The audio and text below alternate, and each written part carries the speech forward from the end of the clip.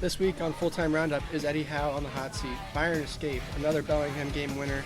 Is the Roma Mourinho romance coming to an end? And Matt gives his honest Chelsea thoughts. We discuss all this and so much more. Here we go.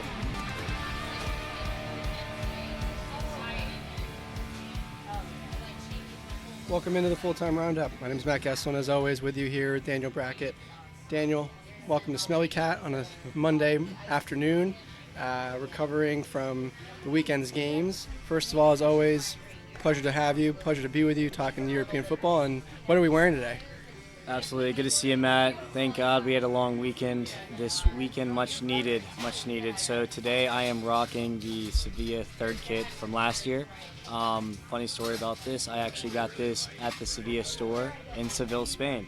I backpacked to Europe after I graduated college, and I just happened to just barely catch one European game. They played Athletic Bilbao, and I got Ivan Rakitic on the back as one of my favorite players. Well, they might not be in La Liga for much longer after the start, so glad you got to do that when you did. I am wearing a French kit. Little story about this one. It's an older one, 2016. Got a little bit overzealous with the last World Cup and waited, thinking that we might have 3 stars on ours, but this only has 1, so I will be purchasing a 2-star kit here shortly. But love this kit. Of course, like I mentioned before in the pod, Dad being French, so Allez le bleu, as we would say. Allez le bleu. And that, I believe you guys won the Euros in that kit. Correct. Okay. Yep. Cool. And that was against, who was that against, Ronaldo? No, Ronaldo beat us, and okay. That was when they won in 2016, and then we won before that. My mind's going blank. I'll have to remember and look it up. But yeah, kit that we won the Euros in as well. Yeah. Okay, I recognize it, so I wanted to make sure. Well, Daniel, it's been an exciting last couple days in the Premier League. As we always start off there, of course, Manchester City putting up five spot against a lowly squad. Let's just put it that way. Tired Fulham. Is there really anyone else? I don't want to go too much into City. There's a lot to unpack there. I think everyone knows what's going on with that squad. Is there another team right now, from what we saw this weekend, 4 weeks into the season, that can give City a run at this point? I think there's 2. I mean, you ask a really solid question here. There's 2 teams. I think Liverpool, with the recent additions, are definitely going to be up there, and then Arsenal, if they can continue to get it done. They keep leaving it late. They love a stoppage time goal, but I think those are the 2 challengers to City to kind of dethrone them from the Premier League. And you mentioned Liverpool, who looked really good yesterday against Aston Villa, 3 spot. Not an easy opponent, and you don't expect 3 against Villa the way that you guys did. Not only 3, but probably could have been a lot more.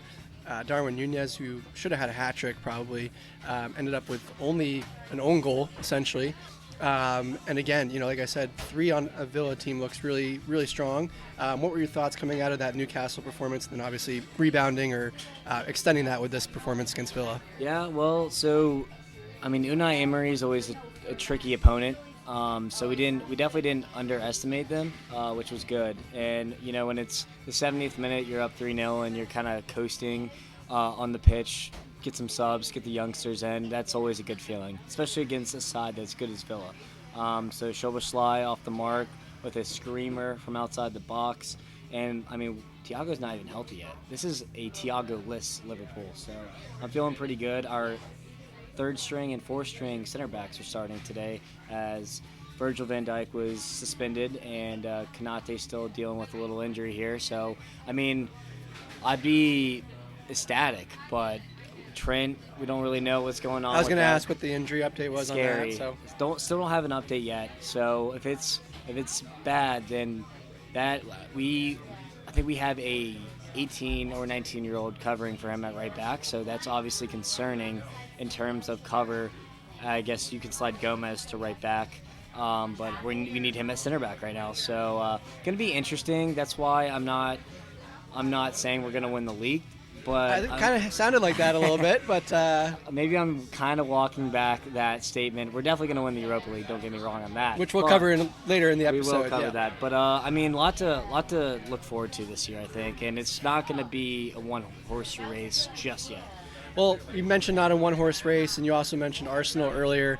A really hard-fought battle against Manchester United yesterday at the Emirates, one of those games in the Premier League that no matter what you circle on your calendar to watch, I think it lived up to the hype, especially the first 40 minutes. Yep. Kind of a little bit of a, natural lull in the middle portion of the game, and then a fury at the end. So what were your thoughts on Arsenal, and any thoughts on Manchester United? What do they present for the challengers and things like that?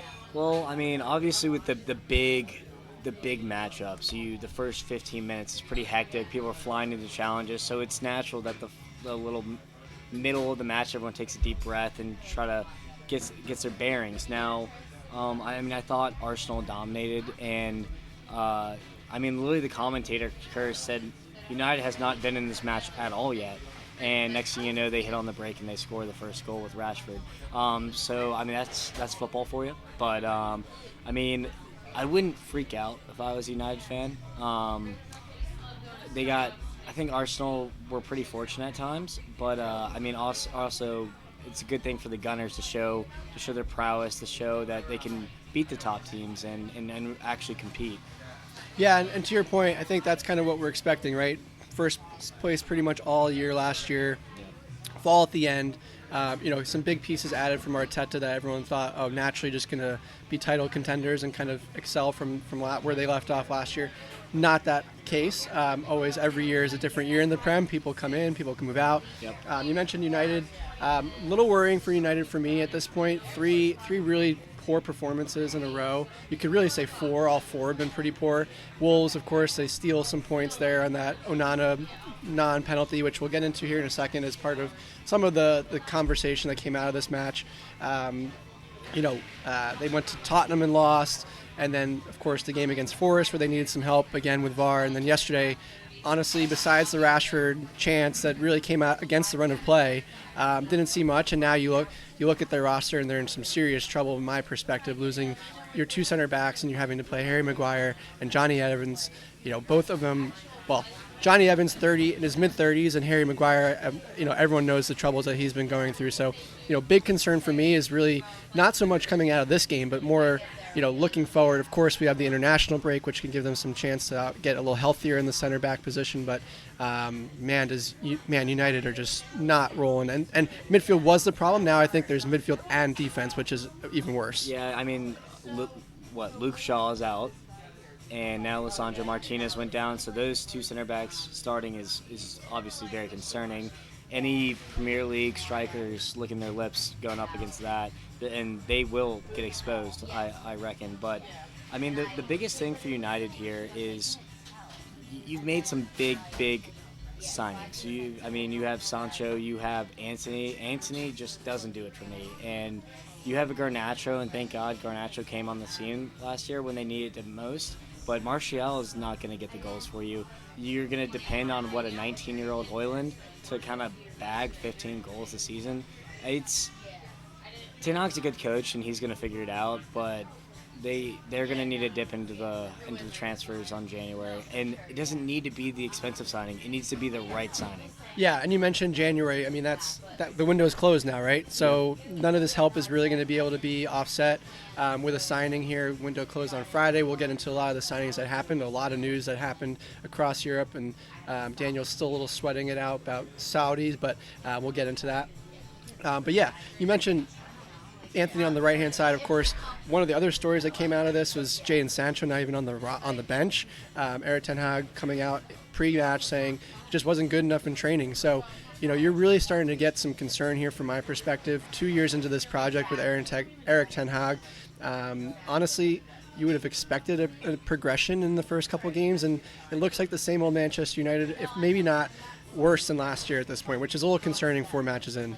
Yeah, there's also problems with the owners. The Glazers are not the best owners. I think there's just turmoil, and they hired Ten Hag to figure everything out, and he can't do it all. It's the top-down mentality when it comes to a club, and so when you have people who own the club are just always in disarray, it's really hard to just, focus on just the footballing aspect. So, I don't know, it's going to be an interesting year for Man U. They're still building, and I think United fans should just stay calm and be patient with Ten Hag, because I think it will work out for them in the long run. But for now, let's stay concerned. Yeah, another team to be concerned about too as well, Newcastle United, who had a really poor performance again this past weekend against Brighton. We talked about both teams last episode. Are Brighton for real? We're Newcastle kind of just having a moment. Of course, I mentioned Brighton just dominated this game 3-1, which really wasn't even a 3-1. Daniel, what are your thoughts on Newcastle? Is it really now time to worry? And then, secondarily, what are your thoughts on that Brighton performance? I mean, so you have Bruno Guimaraes, Tonali, and Joelinton in the midfield. You got a solid front three and a really, really good defensively. I mean, you're pissing goals at this point. And is it Eddie Howe? Is he the problem? Because the squad's there, in my opinion. I mean, they should not be getting blown out by anyone. They just lost to a 10-man Liverpool last week at home, and now they're and the way they lost too. And the way they lost was bad. I don't know. I really was expecting more from them this year. It's also early, so we got to remember that. But I think his seat's going to get hot quickly if he doesn't turn it around soon. Yeah, and you mentioned, Eddie Howe being on the hot seat. I think it was a conversation at the end of last year before they went on their run to get in the top four. This roster is a great roster, a lot of talent. Of course, the ownership having the money and the ambitions of this club being in the top four.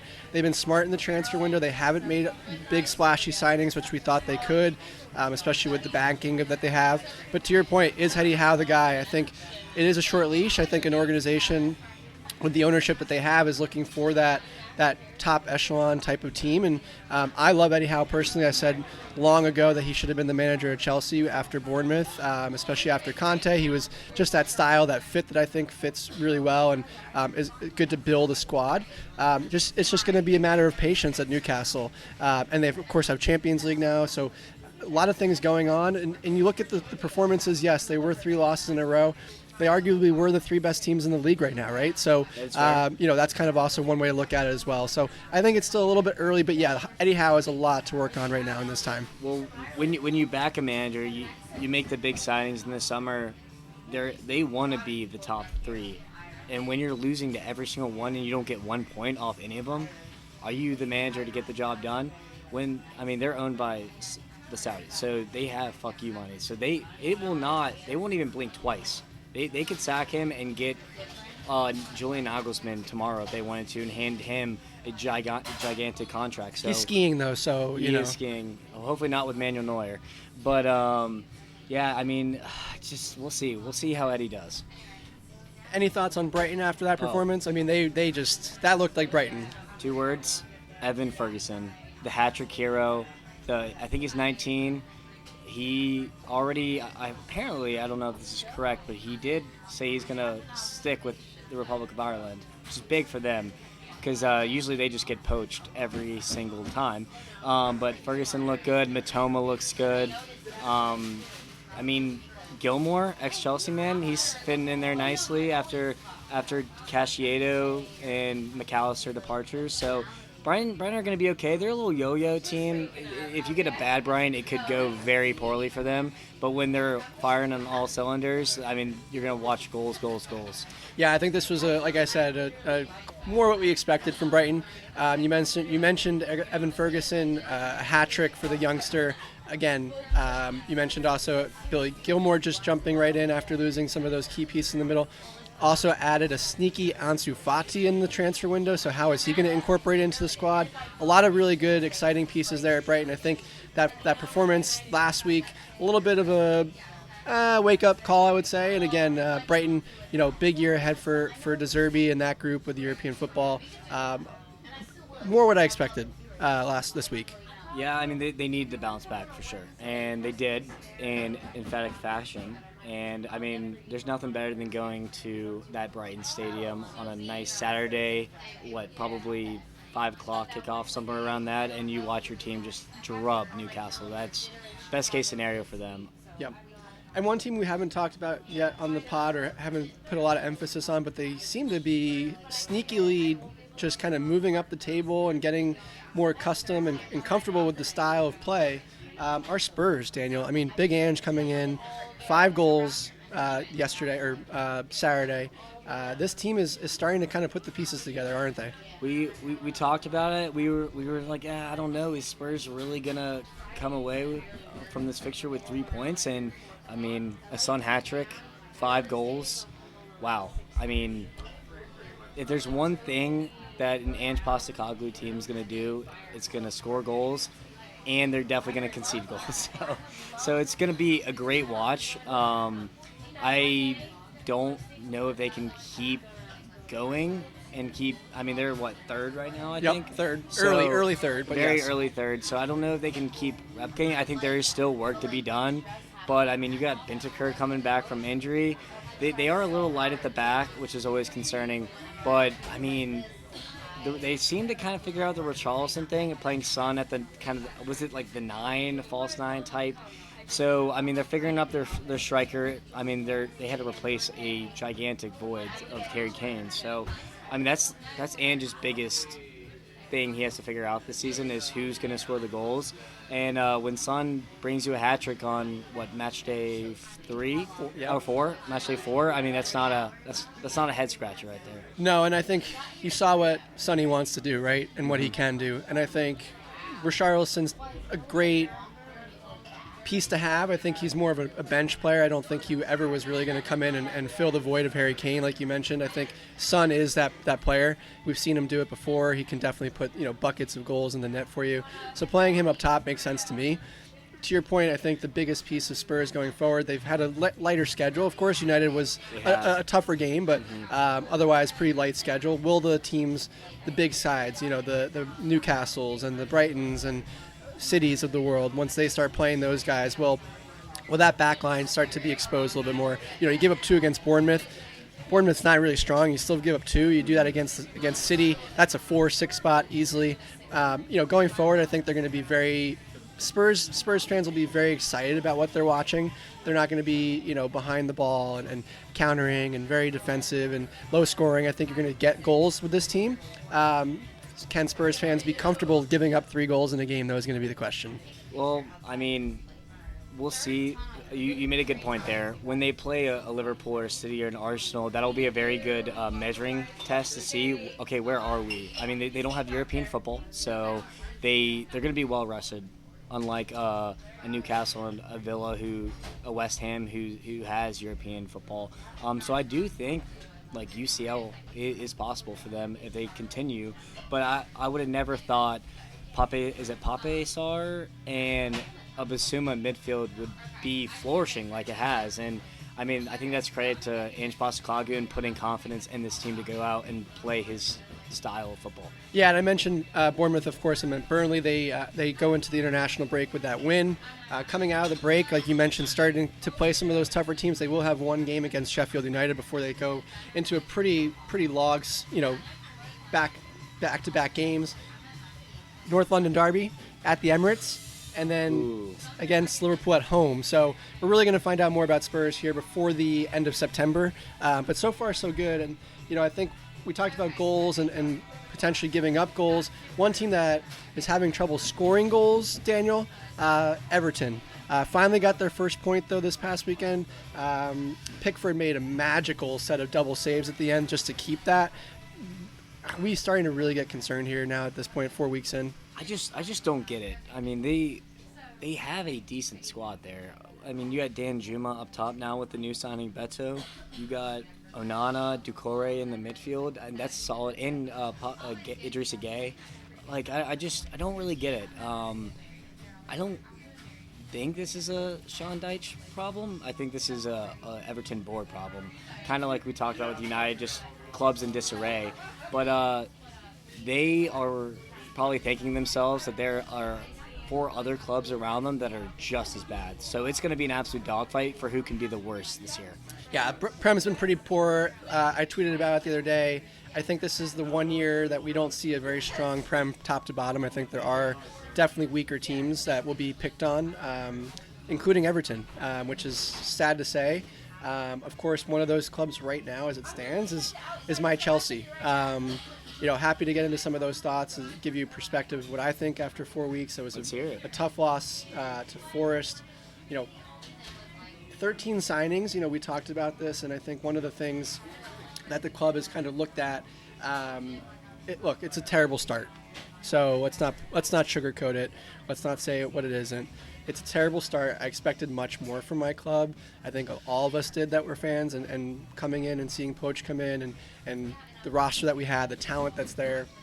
Of course, you have to look at the injuries, which play a factor, but every club has injuries. But some of the big pieces of ours are hurt. So, but one of the things I think is getting a lot of attention, rightfully so, but also some people are missing the point, I think, as well, is just the total spend, right? And when you look at a roster like that, you look at the money that Todd Bowley's dished out, almost $2 billion in sales for purchasing players, but people also forget, that there also was, $300-400 million in sales of players. So that kind of offsets, I think total net spend is under $1 billion if you add in selling and buying of players.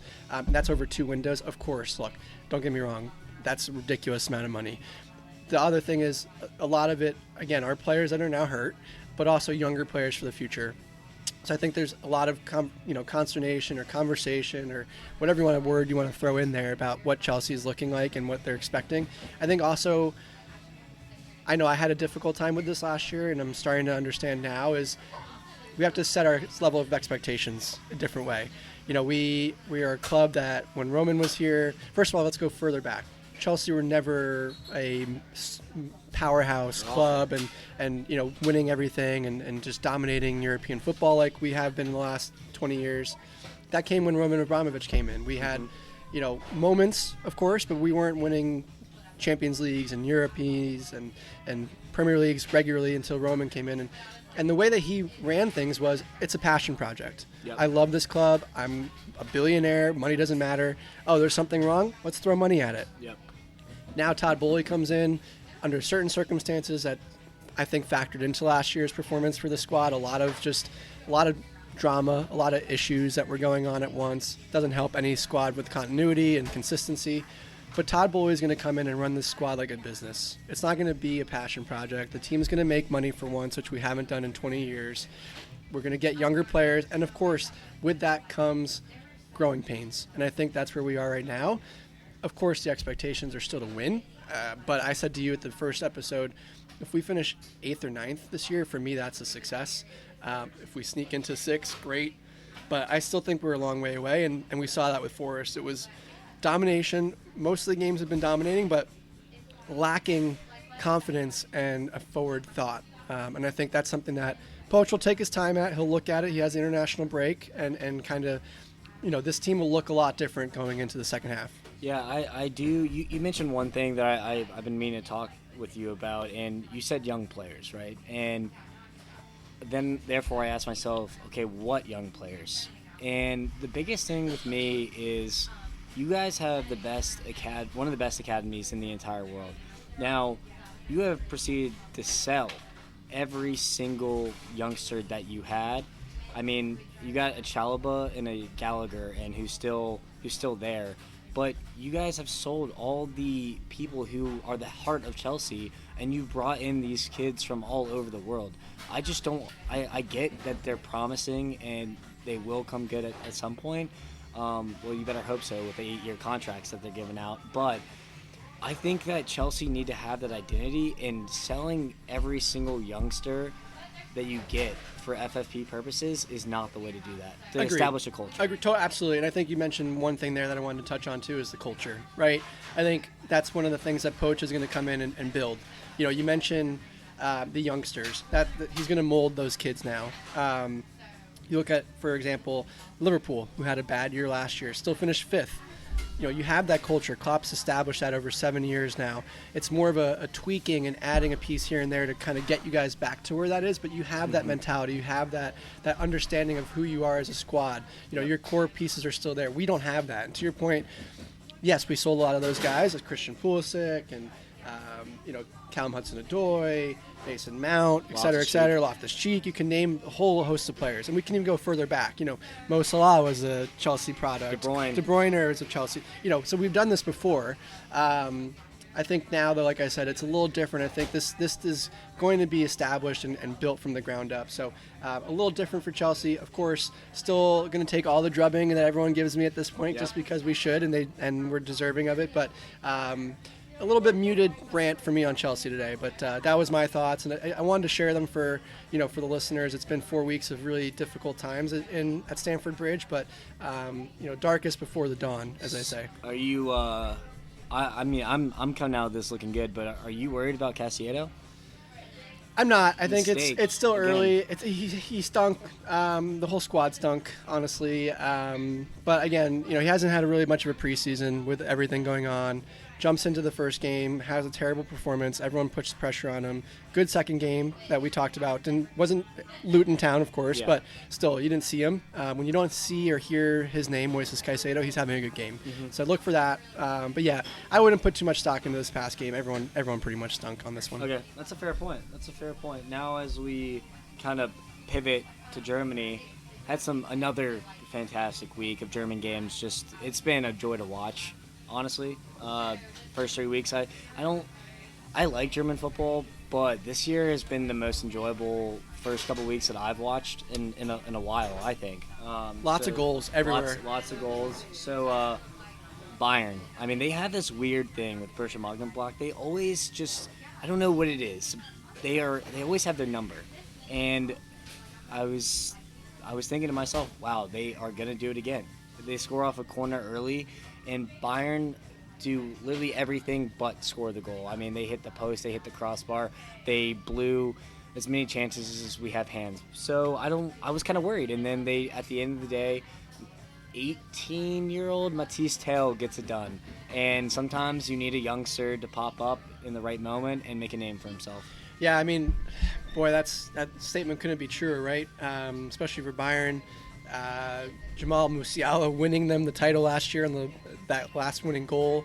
Yep. And now Matthias Tell coming in and giving them massive 3 points at the Boogie Monster, like you said. 6 times in a row they've gone to Mönchengladbach and struggled, so they get over that hurdle. Of course, they get handed a few other helpers along the way in the league. Is Bayern kind of in position already to take this league and kind of dominate it? They're undefeated, only team in the Bundesliga to be undefeated. Similar to City, you don't want to give these guys spots or points, and the teams below them have already, and that's a little concerning, especially for a team last year that underperformed, I would say, and still was able to get it done as champions. I think that it'll be closer than people give it credit for, with teams like Leverkusen and Leipzig looking really good to start out the year. But I do think this is going to be the same old title for Bayern. It'll be, I think, their 10th in a row or something close to that number, which is ridiculous to think about. So, I mean, they're going to keep rolling. They look better under Tuchel. One of the bigger stories was Kimmich.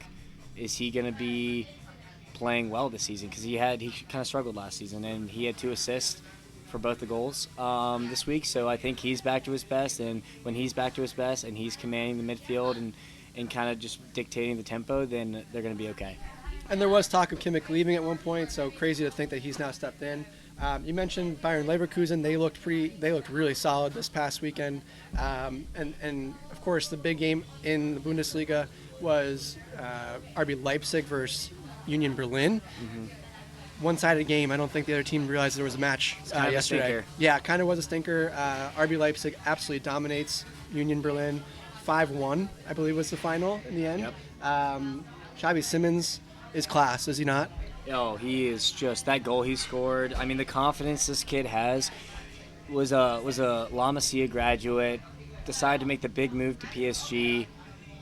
Goes on loan to PSV, not PSG, PSV. And just goes off last season. I mean, we thought this was going to be another wonder kid who couldn't find his feet, and he has proved everyone wrong, and he is looking so good. He might be the key to Leipzig going far. I mean, you have Danny Olmo, and you have other studs, don't get me wrong, but I think he's going to be the heart of that team. And, of course, we can't talk about the Bundesliga without one of the perennial top 5 teams having really difficult time right now. I think some hangover after the way the season ended last season. and of course losing one of the best players in world football, not just on their squad, in the world. Daniel, what is going on with Borussia Dortmund right now? I mean, I thought this was the perfect spot for them to get it done. I mean, it's on a Friday at home. The fans, one of the best atmospheres in all of Europe, if not the world. Let's be honest. Yeah, here. that yellow wall is fantastic. The yellow wall is crazy. And they go up 2 goals in the blink of an eye, and you're like, okay, they're going to be in cruise control the rest of the match, and things just go awry. And, I mean, the referee and VAR did not help, and we can touch on that later. But, I mean, it's just the mentality. I watched the first half, and it was so dominant where I was like, okay, I don't know if it could get ugly. So I'll switch it off, and I tuned in once Heidenheim, something of that nature, tied it up, and they looked tired. And it is week 3, and they haven't played any midweek matches. Why are they tired? Did they not do fitness? I mean, I know they're injured, but I mean, it was just pretty frustrating. I'm not even a fan of Dortmund. It was pretty frustrating to watch because they're trying to attack and just sloppy passes. They couldn't connect. Haller looked bad, but they got Füllkrug, which is a plus. But I don't know. Terzic, I don't think he's on the hot seat yet, but he better start getting some results soon. I mean, it'll be interesting. Bundesliga getting tighter. We mentioned it, but can these teams keep in touch with Bayern Munich, or will Bayern Munich have this wrapped up by December? As usual, we'll find out. Another league that is a little bit tighter right now than expected is La Liga in Spain. Bayern Munich are dominant in Germany, and Real Madrid and Barcelona are dominant in Spain. But one of those two teams does not look like the team that we thought they would. Barcelona, Daniel, had a real difficult match yesterday that they really should have taken care of and squeaked out a 2-1 winner. Well, I mean, not a great start to the season, but when you have João Cancelo and João Felix come onto your team on deadline day, your team just got a whole hell of a lot better. And if they can mix in the senior, say, João Cancelo, João Felix is still young, but he's been in football for a while now. The Lewandowski presence up top, Frankie de Jong, they mix that in with the La Masia graduates and Gavi. Pedri's not La Masia, but he's still young. Yamal, Balde. I think they're going to be okay. I mean, they're building depth here. I don't know how they're doing it with their financial issues. All levers. Pulling them all. So I'm actually liking them to make a run at this title here. Over Madrid. Over Madrid. Interesting. Of course, we touched on Madrid losing Vinny Jr. last week. They sneak by again against Getafe, who gave Barcelona a pretty good match in the first week. They did. Of course, we all know who delivered. Jude. Hey, Jude. I mean, just puts the team on his back. It's crazy. What else can you say at this point? He just pops up. I mean, yes, was the goalie just horrible spill out for Jude just to kind of tap in, but it's about being at the right time, and that's what Jude did again. And I mean, can he keep on this run? Because if he keeps going, he's going to win the Ballon d'Or. He may have already won it. But yeah, you mentioned right place, right time. I mean, 9 times out of 10, that keeper holds that ball. Also had an absolute hell of a game. Yeah. So it was unfortunate that he makes a little gaffe at the end, but yeah, I mean, right place, right time. And he's a midfielder, so he's not even a striker that should be there. That's just his instinct to get to the goal. The ball pops out, puts it in, 2-1, puts his cape back on, and on to the next match. Yeah, I don't know if it's the coffee with the 4 special shots that I think I got in this thing, or just me overreacting here, but you know why I think Barca is going to go above Madrid and beat them out for the title? It's because if we look at the two squads, right, on paper, I would say they're fairly equal, but you know what Real Madrid does not have that Barca has now? Depth. And I think with European football and title or fixture congestion that always happens here nowadays, I think that Barca have the depth to compete in every single trophy, and I don't think Madrid does. I do agree with you. I will counter one word, Jude, and we will see what happens. But That's fair. Daniel, you've also been really high, and I want to also mention Atleti, who did not play against Sevilla due to rain, so they are still, up there against Real Madrid and Barcelona. I think that the 3-team race this year should be interesting in La Liga, so keep an eye on that. One team that is in third place currently that I know you're really high on and would love to hear your thoughts is Girona. Can they keep this magic up? This has been an unbelievable story to start the season. So they're a pretty good story. I was I'll plug it for the analyst.com. It's a sports website, but they do a lot of soccer. And I was reading an article on Girona earlier this week, and so they're Catalan club. They are a part of the city conglomerate and they have a ton of teams, but they're City as in City Football Group, just to be clear. Thank you. And Pep's brother, Pep Guardiola's brother, actually is a partial owner of this team. They play really pretty football, tiki-taka, slow build-up, and they've signed a couple of the Barca rejects. Etafe and Girona love a Barca reject, but they're playing really good ball. They got some guys, and I think I don't know if they have the depth to compete for Europe, but if they keep playing like this, I think the sky's the limit for them long-term as a project, long-term. Yeah, it'll be interesting, really interesting squads right now. If you look at La Liga table, some really strange clubs in the top, I'd say 10, really. Cadiz, Real Betis, Alaves, Osasuna. Some really interesting teams. So, Girona will be an interesting one to keep on a lookout for. Moving into Italy, though, the teams that we expect here are really kind of coming to the crop at the top. AC Milan, Inter Milan. The league's going through Milan, isn't it? Yeah, I mean, I'm so glad San Siro's still there. They decided not to knock it down. They actually share a stadium, which is hilarious to me. But I do genuinely think that the two Milan teams are going to be the two front horses in this race here. Well, we can start on AC Milan. I mean, Rafa Leao, that little bike he did was just insane. Giroud's looking like he's 27 out there instead of 36 or something like that. So they look really, really, really good. I mean, I don't know if you kept an eye on it this summer, but Maldini left the club, and he was kind of the director. And I was kind of worried for Milan, because if he's leaving, and there must be something wrong, right? Where there's smoke, there's fire. And they selling Tonali, I thought, was really dumb. But when you sell a player for that much money and you bring in very smart signings, then, hey, you got to do what you got to do here. So Renders, Pulisic, Ruben Loftus-Cheek, this squad has been elevated. And with Stefano Pioli, who's a pretty good coach, I think that they do have a legitimate chance at winning this thing.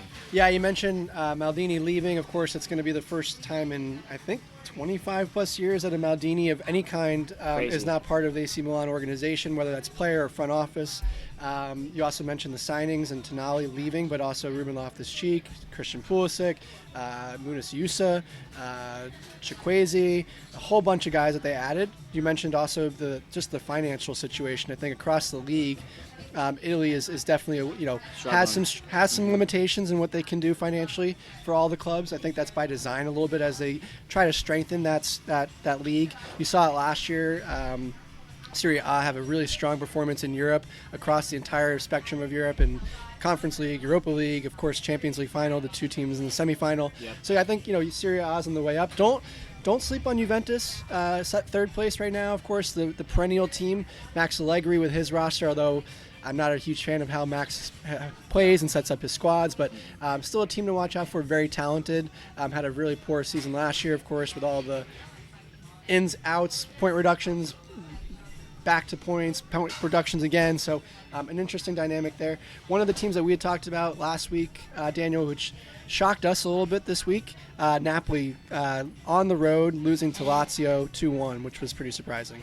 Very surprising. I mean, we thought Lazio would be a top 5 team, or at least I thought it would be a top 5 team, and they've really struggled so far. And to get a huge win over Napoli is, can't be better than that. And so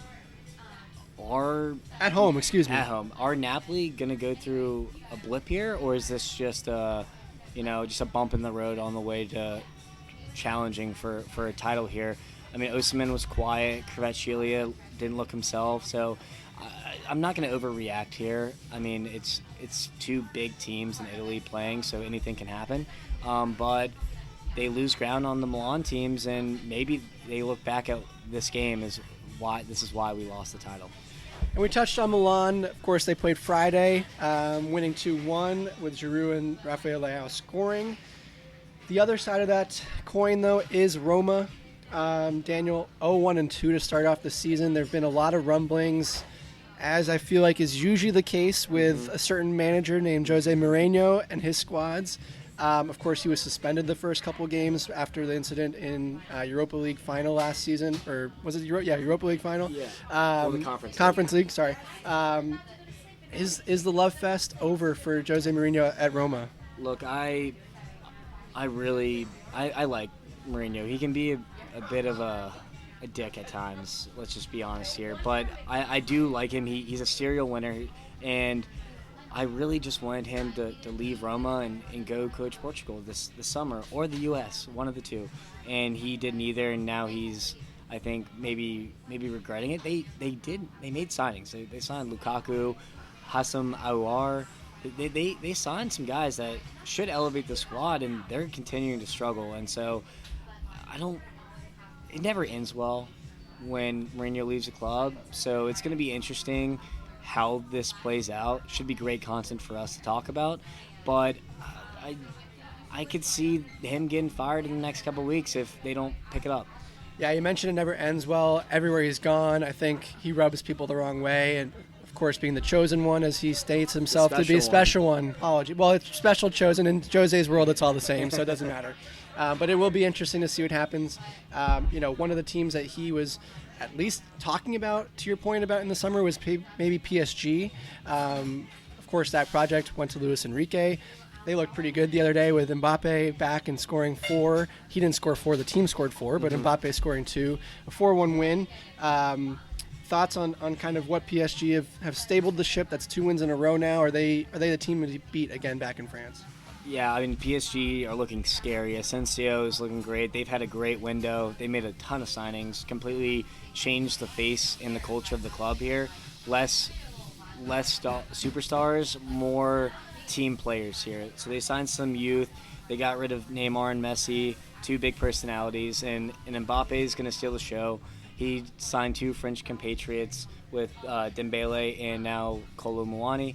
So it's going to be scary. I think I miss watching Luis Enrique ball. I unfortunately don't get to watch the French league that often, but I was doing a little deep dive on PSG, and I mean, this might be the year they actually go far in the Champions League.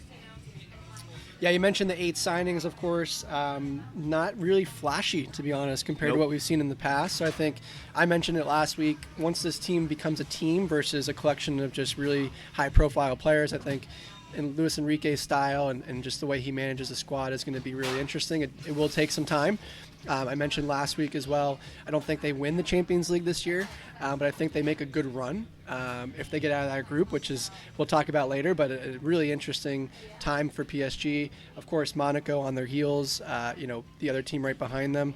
Going to be a good race. Marseille also playing well, though they drew and dropped some points against Nantes on Friday. But, French League will be an interesting one going forward. There's also some interesting dynamics going on in other leagues across Europe, some smaller leagues. We'll classify France a little bit as that smaller division versus the top. Yeah. Sorry to interrupt. Yeah. So before we move on, did you happen to see the Lyon Ultras yelling at the team after the match? I did not. Oh, it was brutal. I mean, I'm all for fans and engaging in your team, but I mean, when you're obviously PSG was going to win this, Lyon, and it was 4-1. It was ugly, but just for the team to just get absolutely berated by their fans after that kind of performance, I don't love that.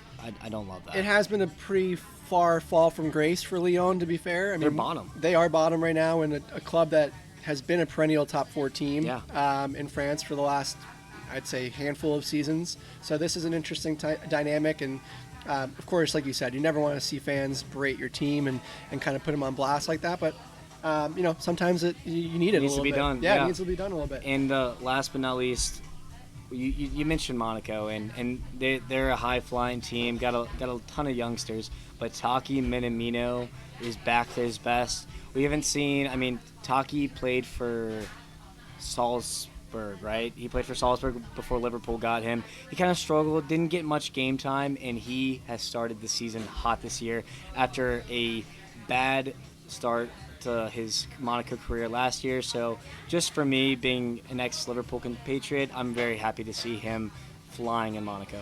And we mentioned this with Christian Pulisic last week, is sometimes just a change of scenery is good for you. Another player that we've seen that with is Angel Di Maria, who's now at Benfica in Portugal. Of course, Benfica and Porto really, along with Sporting, but those three clubs really the teams in Portugal. I know you've been keeping an eye on Di Maria. He looks really good right now. He looks really good. And, I mean, he didn't start his career per se at Benfica, but that's where he got his name from. And so, I mean, I went to that stadium when I was in Europe, and it is gigantic. It's a beautiful stadium, really cool atmosphere.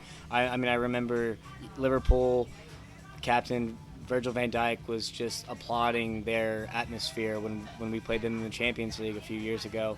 I think they are the team to beat.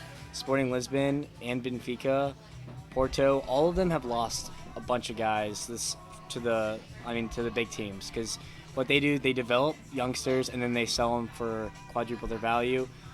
It's players like Ugarte, players like Gonzalo Ramos, like players like that. So it's hard to predict how the season's going to go when you lose your entire spine year after year after year. But I think Benfica is the team to beat. Their coach is fantastic. They play beautiful football, and I'm super excited to watch them in the Champions League this year. You mentioned Champions League, another team, another league that does have some tie-in with the Champions League is the Dutch league, Eredivisie. PSV, the league favorites right now as it stands. Of course, Feyenoord winning the league last season. Surprisingly. And of course, Ajax just having a really dismal last couple seasons. Yeah. Any thoughts on what's going on there? Still struggling out of the gate this year as well.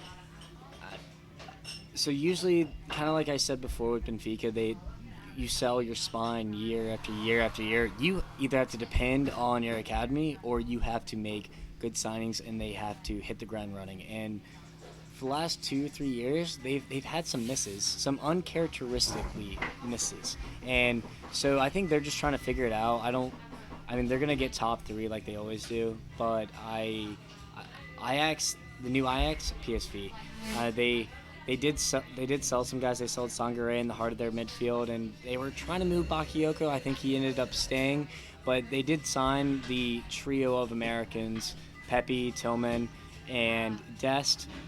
Pepe should hopefully kind of beat De Jong out throughout the season for fighting for PT up the number 9 position. But PSV are putting a lot of stock into the Americans right now, and it is up to them to play well, hit the ground running in the Dutch league, and if they do, then PSV is going to win the league.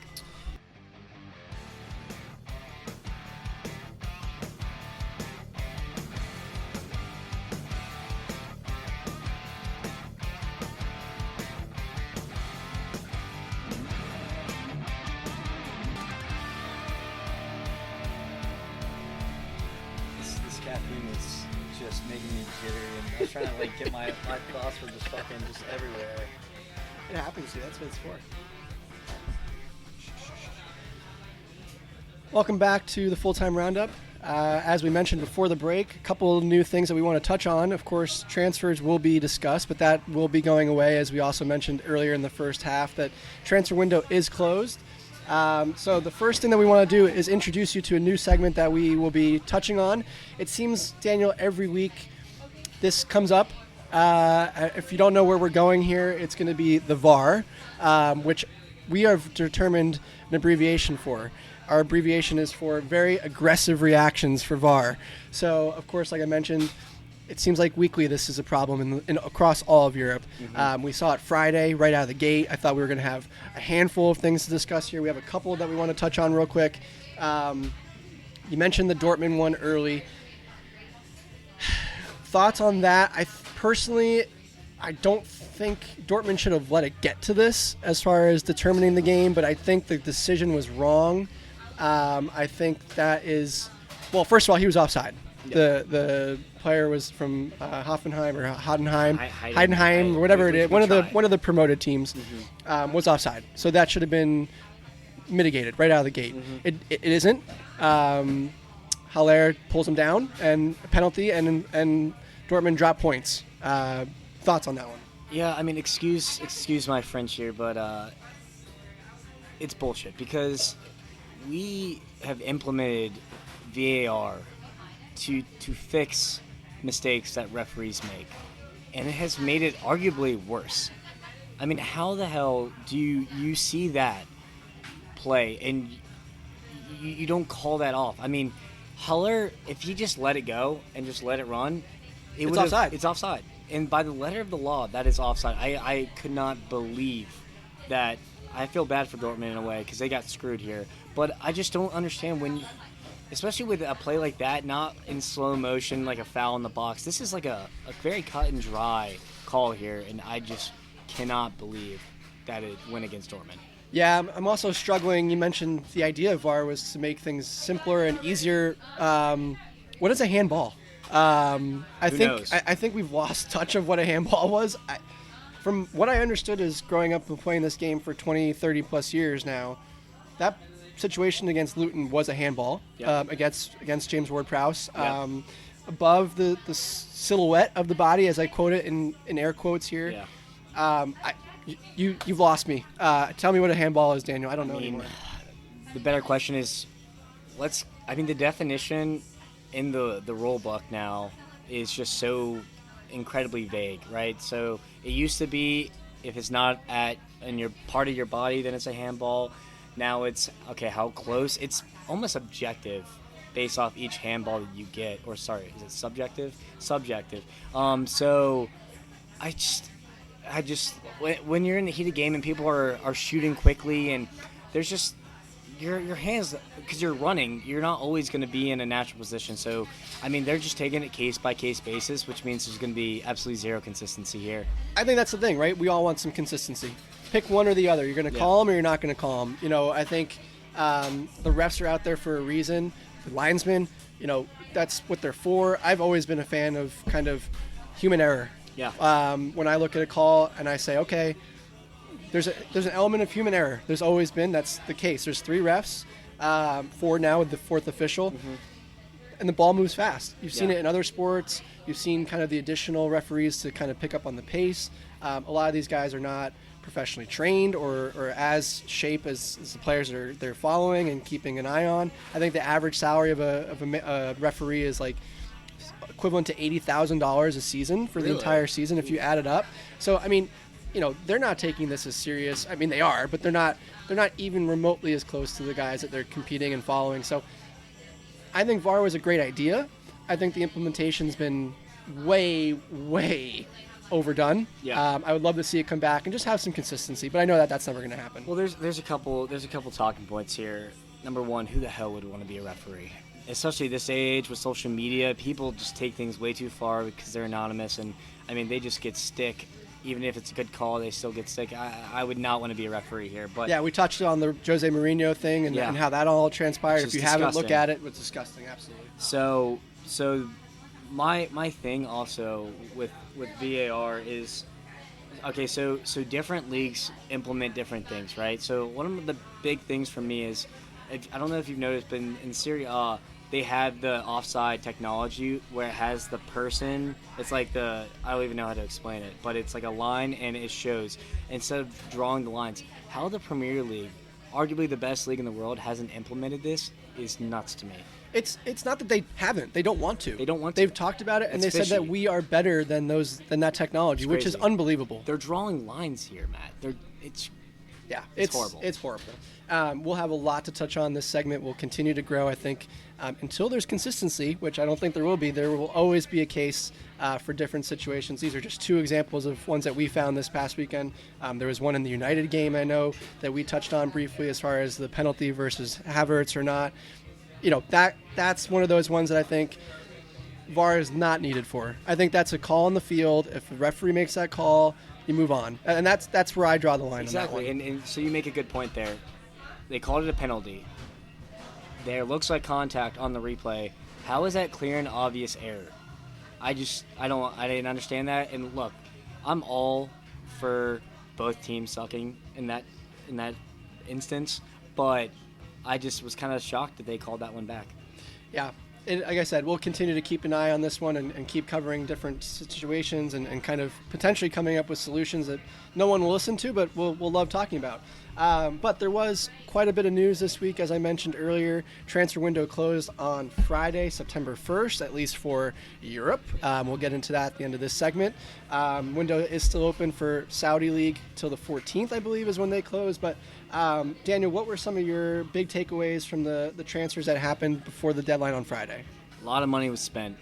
It was hard to focus on my job because every single time I would look at my phone, it was another Fabrizio, here we go tweet. And so obviously I had some skin in the game with waiting for Gravenberg and possibly some other additions that didn't happen. But that's okay.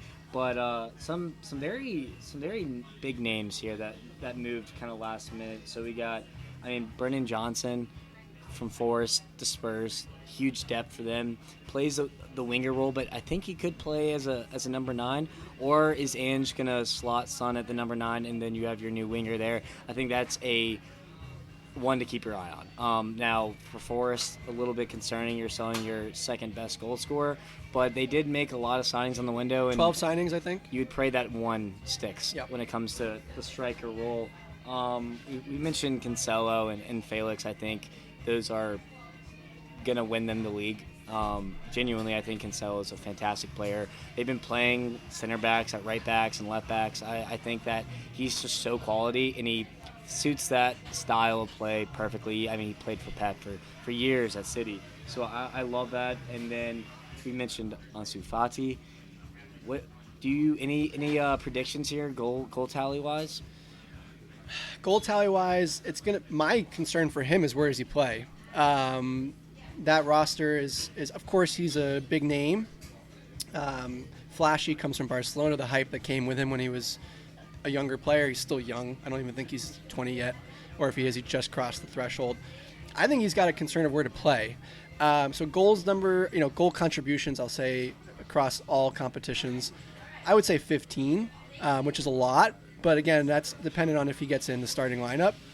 He's a winger primarily, and are you going to take Matoma off? I don't think so. Are you going to take Sonny Marsh off? Not at the moment, but that's where I would slot him in if Marsh has a little bit of a down trend or down spell. So yeah, I think 15 if he gets to start. If he's more of a bench player, I think he's lucky if he contributes 10 goals across all competitions. Yeah, 10 to 15 I feel like is the right idea to have. I think that he will get a good run in because they play European football. You have to rotate. You can't just play Matoma and Solly March and Pascal Gross every single game. You do have to rotate, and he's going to be the next man up. So I think De Zerbi has a very, very, very good track record with young players. Ansu went there to get his career back on track. I think long-term he will still be a Barca player, but I think he could be a key for Brian going far in the Europa League as well as continuing to push on in the Premier League. Totally agree with that. And two others that we just wanted to call out was Matthias Nunez, of course, going to City. There was talk of Paqueta replacing him. I think Nunez is an upgrade from him, from Wolves. So Pep got his guy in the middle there. Another depth player that's just going to fit right into that City lineup and just really keep that machine churning.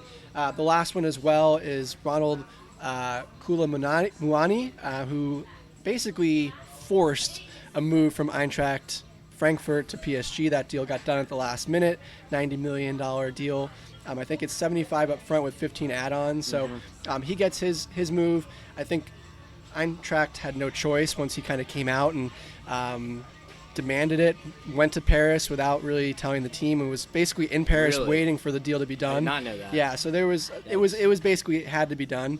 And then of course, there's another situation that we heard about with Polina going to Bayern Munich. He was basically in Bayern, ready to sign and be done with that. Jersey's on, medical's done, and the window closed. Daniel, the window in Germany closed early, which is why they were not able to get that deal done. The rest of Europe had about another 5 hours to go, but Germany being closed early negates that deal. So Polina goes back to Fulham.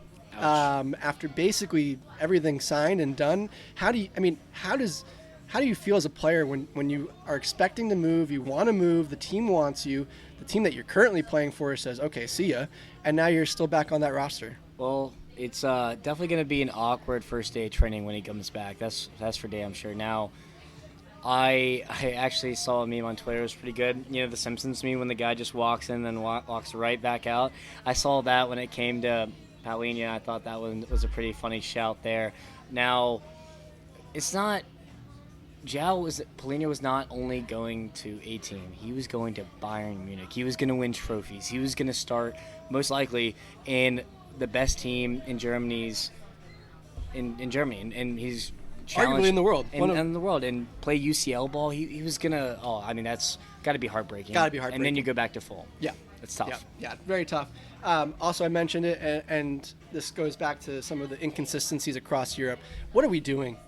What are we doing with different times and different window closings? Like, why? How is this so hard? You would think that they'd have all uniform window closing because mostly they're doing business with each other here. Why they have to make it so complicated, I don't know. Will it ever change? Probably not. Probably not. But we can still scream about it. We can. And another thing I would like to see it done, I don't know if we've ever talked about this, but lock the window before the season starts. This whole 2 weeks after the season's started and teams can then pick in any other sport, for the most part, your roster is locked in before or after spring preseason or spring training, and that's what you got, right? Yeah. And these guys can go 2 weeks, they can see their roster, they can then go and raid another team across Europe or other leagues. That is true. You know, and again, I get it. There's always going to be a little bit of movement. You want to have, injuries in some cases, but you know what? I think you stick with what you got and you kind of make it work. Yeah, I mean, these last-minute buys, you brushed on Milani, right? I don't know about you, but I knew Milani was going to not be a Frankfurt player at the end of this window. Milani acted on his own accord going to Paris, and that's honestly unacceptable behavior. But Frankfurt had months to do this, and now they loan out Boré, they loan out Lindstrom, and then you sell Milani. You just sold your front three. Frankfurt were a frisky team for the last couple years, and their team has just gotten destroyed. Now, this is going to be great for Paxton Aronson as a U.S. national perspective, but, I mean, they are going to be very bad. Yeah, probably maybe get relegated, which you would hope not because, again, Brendan Aronson, man, that would be brutal. Go from Leeds, it goes down, now go to Frankfurt, that goes down. I mean, no, his brother. Paxton. You're right. Apologies, yes. But they're both in the Bundesliga. Yes, so correct. It is confusing. Yep. Want to just touch on one little thing here before we move on. Again, one segment ends, another segment begins. But last thing in the transfer window, Daniel, I want to just touch on how much money is spent across all the leagues. I think it was a record $7.8 billion across all of Europe this season, this summer, which was just an astronomical number on players. Of course, the bulk of that comes from the Premier League. 2.4 billion euros. All these are in euros, keep in mind. The next league is going to be Serie A. We touched on it briefly about, them just kind of keeping things stable across all their teams, but they came in second with 800 million euro spend for all their players, and this is net spend, so selling and buying of all players. Bundesliga came in at 700 million, which is very surprising. I would equate most of that to Harry Kane going to Bayern Munich. Yeah. La Liga, pretty low number, which was surprising as well, 400 million. That seems like an odd number. These all come from Transfer Market, so keep in mind that they're just kind of adding totals up and seeing when it comes out. And lastly, France, and a bulk of this does come from PSG's perspective, 690 million euros spent on all players. So again, just an astronomical number of money being spent on players. Yeah, well, I mean, these teams are leveraging their TV deals and things of that nature. And I mean, obviously, we've seen in the past in other aspects of life, it all comes falling down at some point. So that's definitely concerning. And I think the more the fees raise, the more likely we will have a Super League, and we have conglomerates like Saudi and the Qataris kind of buying their way in to everything. They're buying teams, they're buying leagues, but are they just going to make their own Super League, kind of like a Champions League format? And is that the new future of football? I sure hope not. But when greed comes into things like this, it doesn't work out. And we've even seen that in other sports now that you would never think to see. But it's definitely a shame. It is. And, luckily we'll have some time between now and January when the next window opens. So like I said just before, one segment ends, which is transfer news, until January. Another segment does begin, though, for us. European nights, Daniel. I think I like that. One of the things that we are so happy and thrilled about, and we touched on it about European football, are those special nights. Champions League draw, European draw, or Europa League draw, was announced on Thursday and Friday, respectively, of this week. Some great matchups that came, of course. These are the best of the best in Europe. Whether or not, the current status of the team is that case, it's where they ended up last year. Group F, which is, of course, the group of death. If in Champions League, if you aren't familiar with the teams, let me just announce them for you real quick. PSG, Dortmund, Milan, and Newcastle. Good luck to those 4 teams. And, I mean, you can literally flip a coin for that. I think, obviously, PSG come out of the group victorious with the number 1 spot, but the number 2 spot's up for grabs. My hot take, Milan takes that. We see Eddie Howe can't even get it done against a top 5 team in the Prem. How are they going to beat PSG, Dortmund, and Milan? I don't see that happening.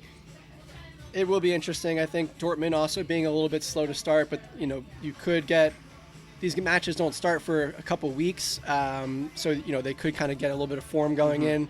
Again, it's just a tough group. Unbelievably tough group, and to your point, PSG is going to win that group in my opinion, and then you're really looking at coin flip for who's going to come second.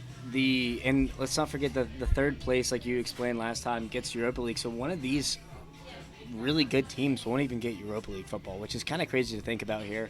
Obviously, bad shape.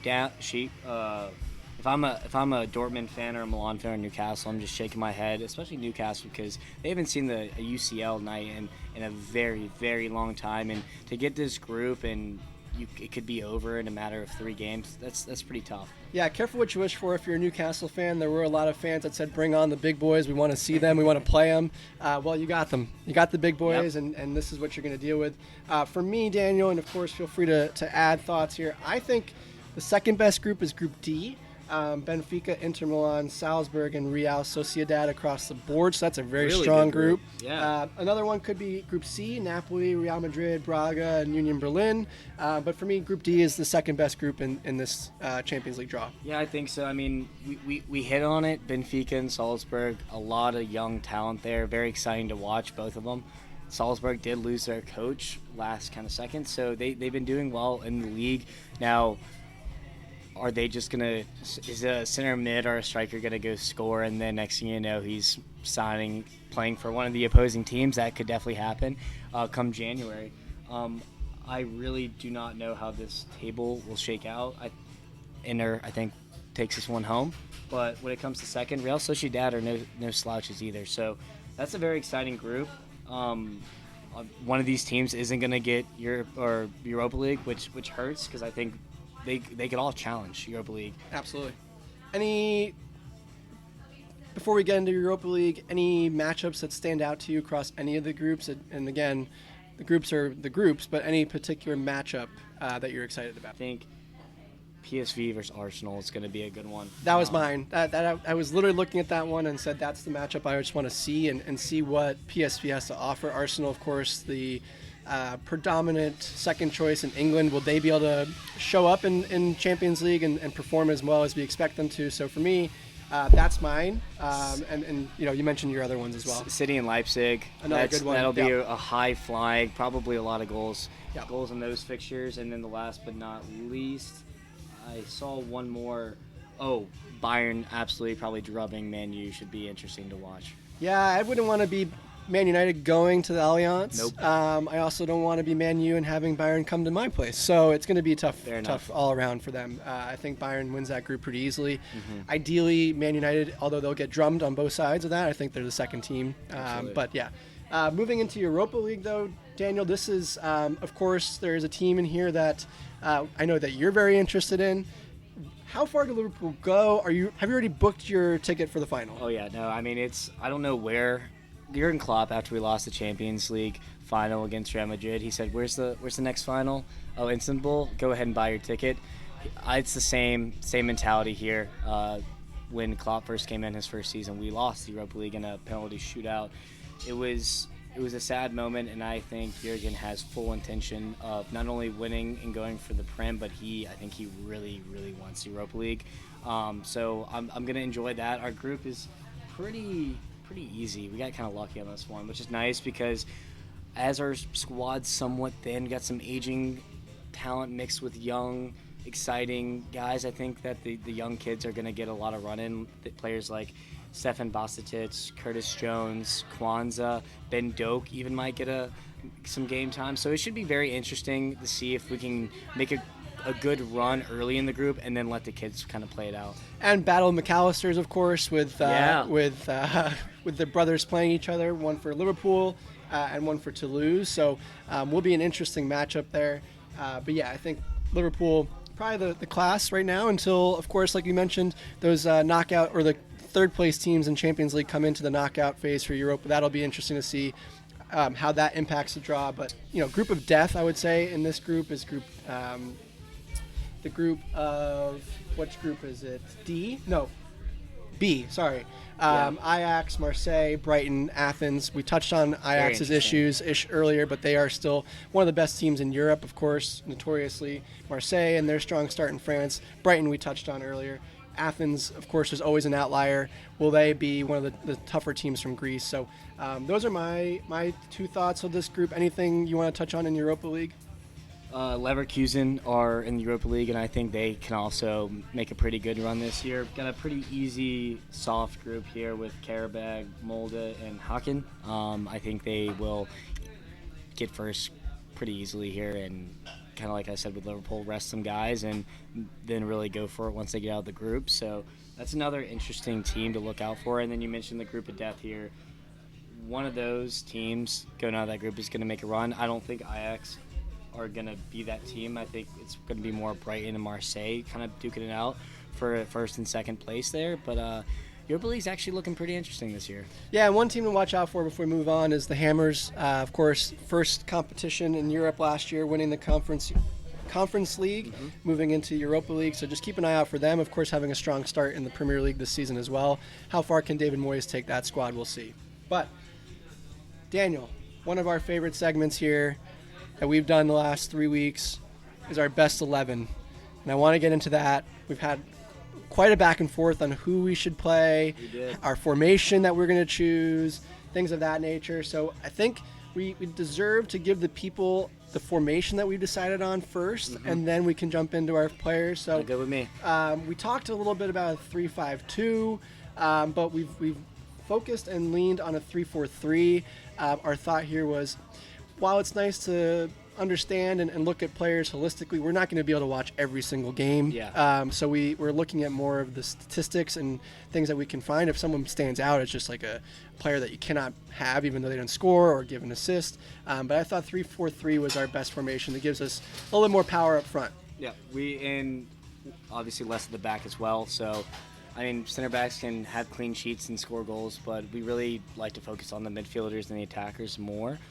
So starting out, we got Getafe's goalie. We kind of brushed on this earlier. Soria, he made 10 saves against Madrid, 10. And he also had help from the post and the crossbar multiple times. So, I mean, even though that he got 2 goals scored against him, he still had a pretty solid performance there. Going with the 3 in the back, he's been on here multiple times already, but Frimpong, Leverkusen, right wing back, 2 assists, just absolutely running endlessly up and down that right side of the field. He is not going to be at Leverkusen for long, Matt. Singo, center back, Monaco. I think he's 22 years old, very, very young, kept a clean sheet, and he scored a goal off the corner. So, I mean, that's a pretty good day for a center back there. And then we have Brooks. John Brooks. Wait. I'm blanking here, Matt. Is he really John Brooks? Is it the John Brooks from the U.S. men's national team that is doesn't even get mentioned when players to watch in Europe. The most disrespectful thing, him and Greg have beef. I forgot. I didn't forget, but they forgot he existed, and he is still chugging along, starting center back for Hoffenheim. Yes. Okay. Thank you. Now I want you to take over for this midfield here. Yeah, an interesting midfield, like you mentioned earlier. Joshua Kimmich with his 2 assists, so he gets the nod in the center of the park. Of course, Rice, baby Rice. Declan Rice with the game-winning goal against United gets that other center midfield position for us. Your boy Sabaslai, just on the left, so good. The 8. Is he So going to be the next fantastic. CVG? He I could hope be, so. could be. Nice goal to start you guys off yesterday. And then, of course, we mentioned him before as a young player to watch, but he's just been fantastic for RB Leipzig. Javi Simmons, a goal and assist, really kind of putting the team on his back. So that's our midfield there. So many choices to choose from in the forward position. Hat tricks, braces, all over the place. Daniel, take us home. All right, so first striker, he's been on this list before, Boniface for Leverkusen. He had 2 goals and a very convincing 5-1 drubbing of Darmstadt.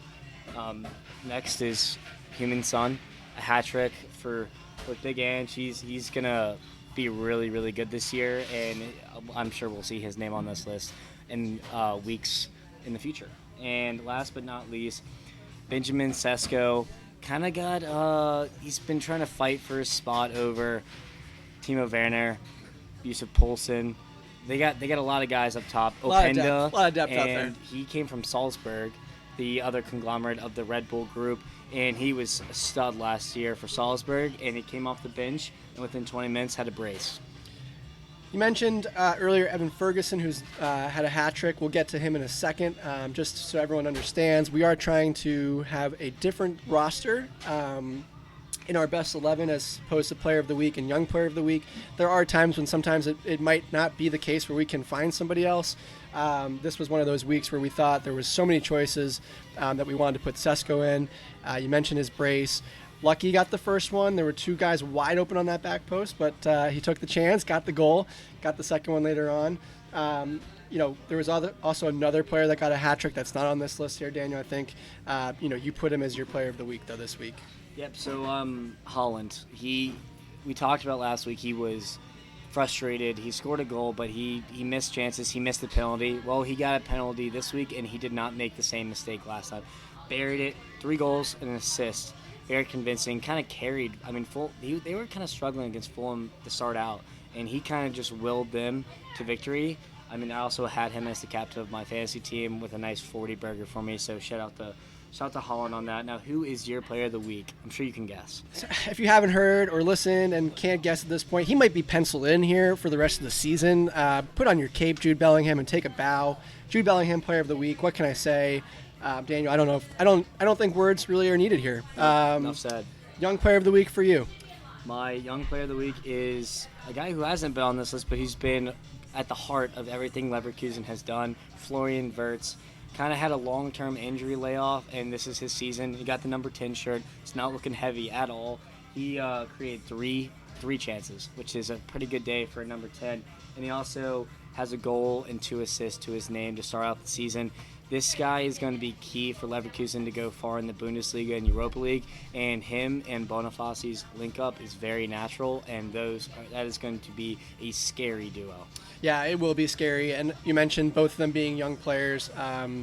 That roster is just fantastic for Leverkusen. Can they keep it going? That'll be the interesting one. For me, young player of the week, standout, hat trick, Evan Ferguson. Yep. We touched on it earlier.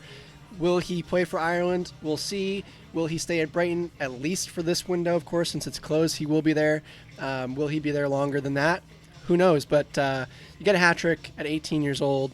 Not too shabby. You're going in there for me. I don't know what you were doing at 18 years old, but I wasn't scoring hat tricks against Newcastle, that's for sure. Daniel, before we get into this next section, just want to touch on these are our 11. We'd love to hear your thoughts on them. We'd love to hear if you have players that you would replace. Would you change the formation? This was just what we picked, and there's so many players out there across all of Europe. We do the best that we can to watch as much as we can and get some insight into everybody. But let us know. Drop a comment in the chat.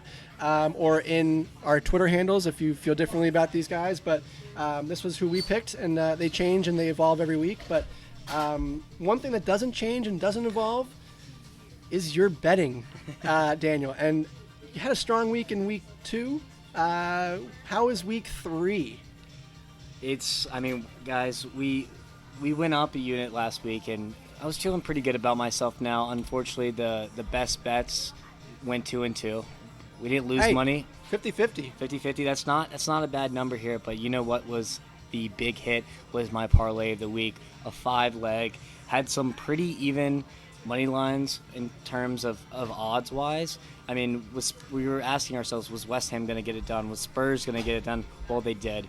6-1 parlay, up 7 units so far from the betting corner. I mean, guys, all I can just do is give out winners. It's up for you to take. So, I mean, come make money with me. Well, there won't be any winners this week to make. International break is upon us, Daniel. We will be potentially covering some of that, but for now, no bets this week. More just a recap for you. Again, like I mentioned, TBD on if we will have an episode next week. I would like to cover your international break, but it's not really, there's no qualifying this one. It's more of just some friendly games. So we'll assess and let you know. We'll definitely post that on Twitter and anywhere else you can find us. In the meantime, like I mentioned before, please drop us a line. You can find me at Life of Ben Gesson. You can find Daniel at Liverpool CLTFC on Twitter. Until then, please download, like, subscribe, and let us know what you're feeling. And we will catch you next time. Thank you, guys.